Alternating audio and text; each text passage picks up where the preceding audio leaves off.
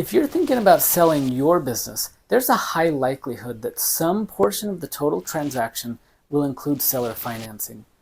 According to current statistics, closed deals with a sales price range between $1 million and $2 million on average, 80% of closed deals had some form of seller financing.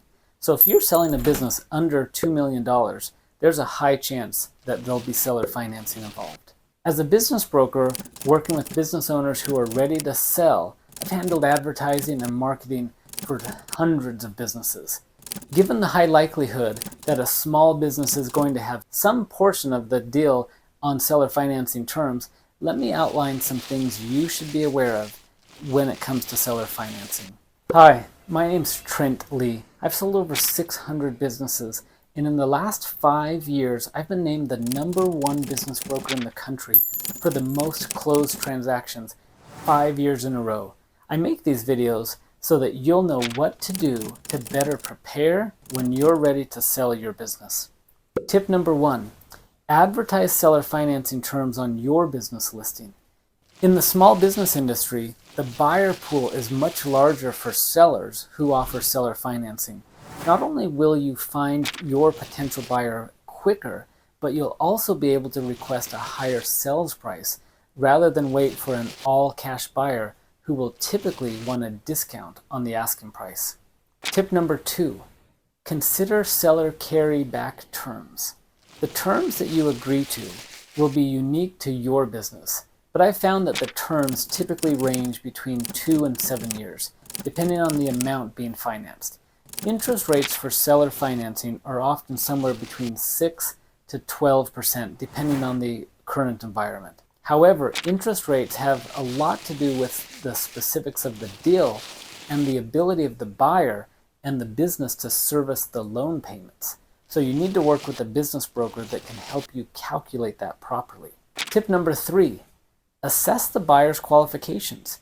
Do you trust that the buyer is someone that has experience, that has a competent personality to continue to operate the business profitably? This and other questions are important that you get comfortable with so that you are comfortable with the buyer and their ability to perform and pay you on time.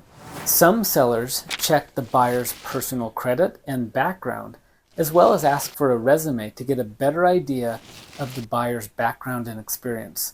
Training and experience are important to make sure that you understand that the buyer has the ability to operate. This gives you the assurance that your payments will continue to come in on time.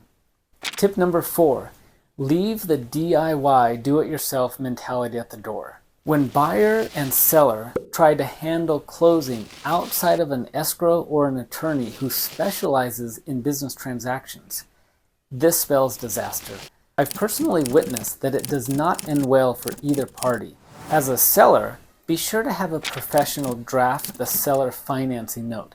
This is for your own protection. You'll want the buyer's personal guarantee written in a promissory note as well as a security agreement.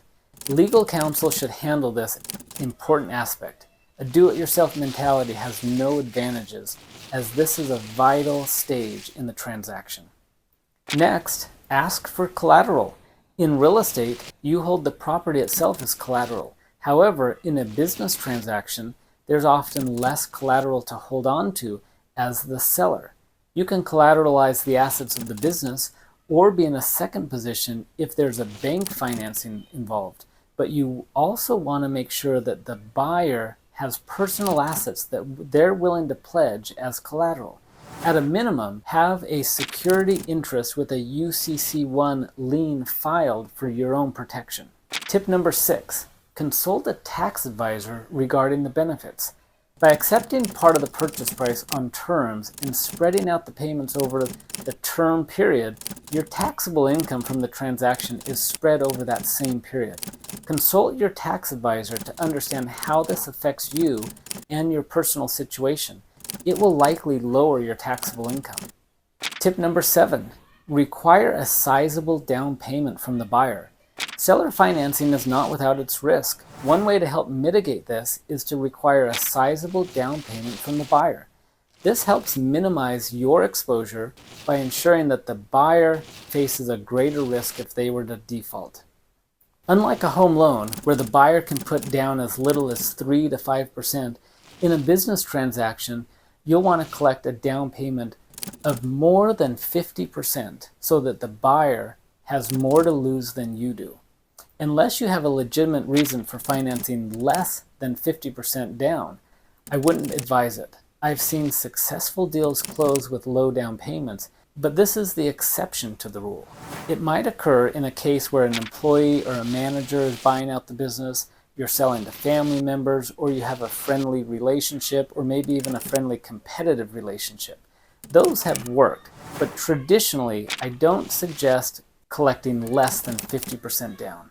If you're considering seller financing on your business, the first step is to determine how much your business is worth and how long it will take to sell it. I make these videos so that you can know exactly who to reach out to help you with that process.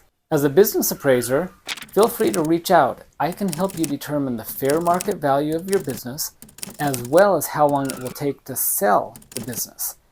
But here's the best part. When we take it to market, I'll never ask you for any money up front. I only get paid if I bring you an acceptable offer that you are happy with and you've been paid in the transaction. So there's absolutely no risk for you to go through the process to find out how much your business is worth, how long it will take to sell it, and have a business broker present you options.